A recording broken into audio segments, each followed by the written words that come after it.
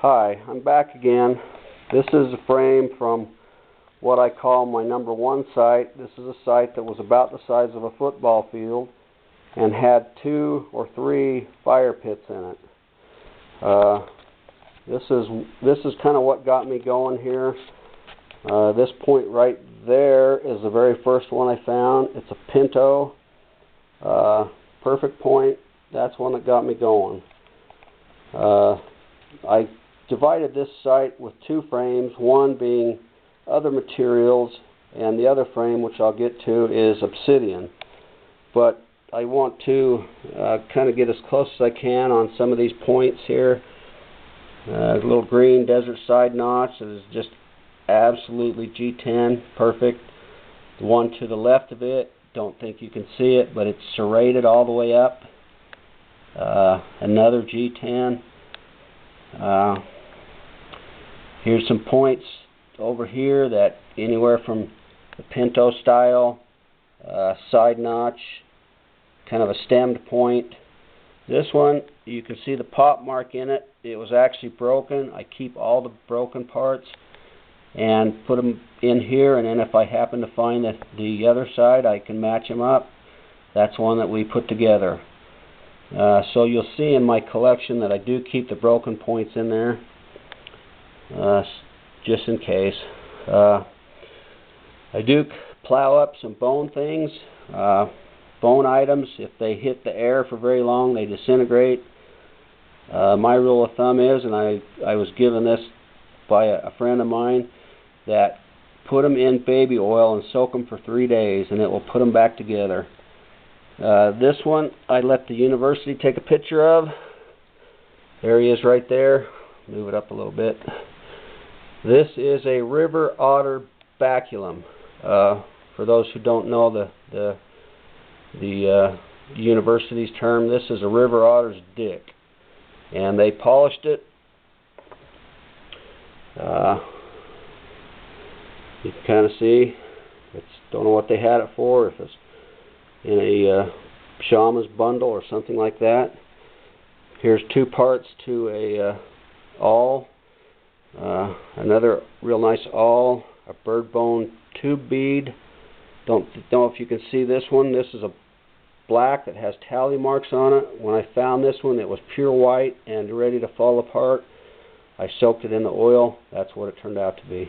Real nice piece. Some other bone that's got grooves in, possibly part of a pipe or part of a whistle or a flute, something along those lines. So here's the colored stuff. Now I'm going to go to the obsidian things. Excuse me here.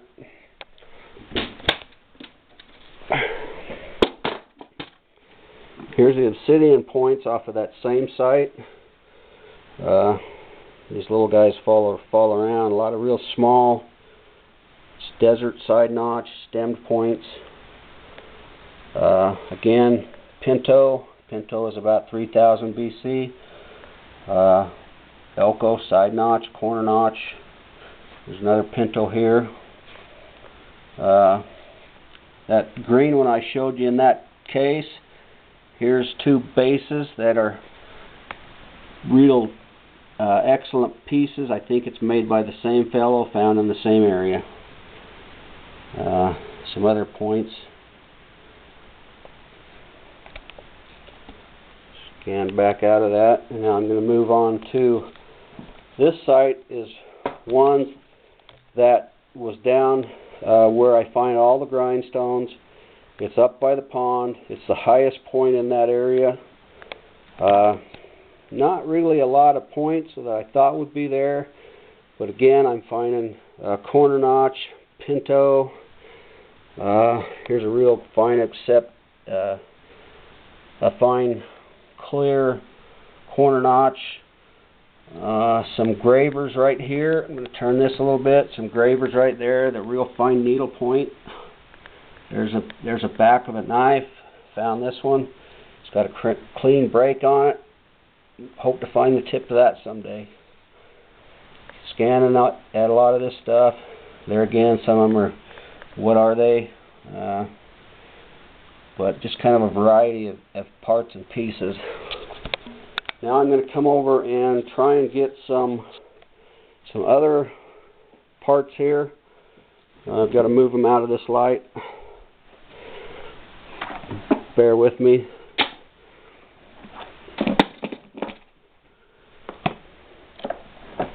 Okay, these are a frame of etched stones. There is maybe a dozen in there. They all have lines on them. This one in there looks like your tongue. I don't know if you can see it, but it has just hundreds of little markings on it. They all have some kind of pattern in there. They all have etchings except for this one. This is a piece that was drilled on both sides but didn't make it all the way through it. Maybe it ended up breaking. Don't know. He didn't finish it. But these are kind of bonuses. Don't find a whole lot of them, but when you do, it just makes you kind of wonder what they were doing with these pieces. Okay, I'm going to grab another frame here.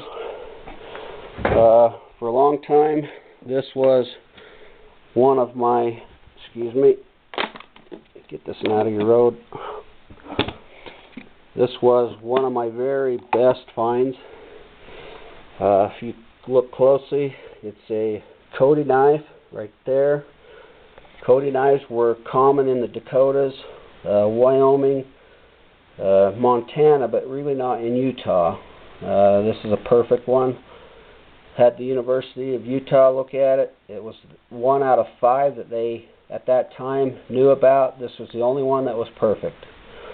Found that one. Nothing else was with it. Just that one on the ground. There's another knife, biface, real thin, nice working. That's kind of out of a sugar quartz, something like that. Another etched stone out of this site, and then some random pieces. You can see there's not much on this area. Okay, so I'm going to take a short break here and line up some others.